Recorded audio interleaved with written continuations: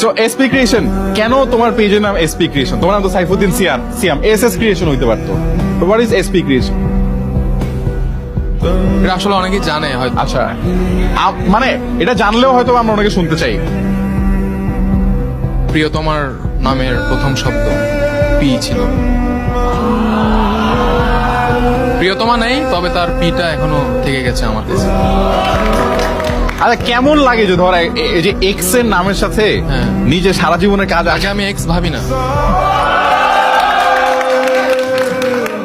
কি ভাবো? সে আমার মনে সবসময় ছিল, থাকবে। তো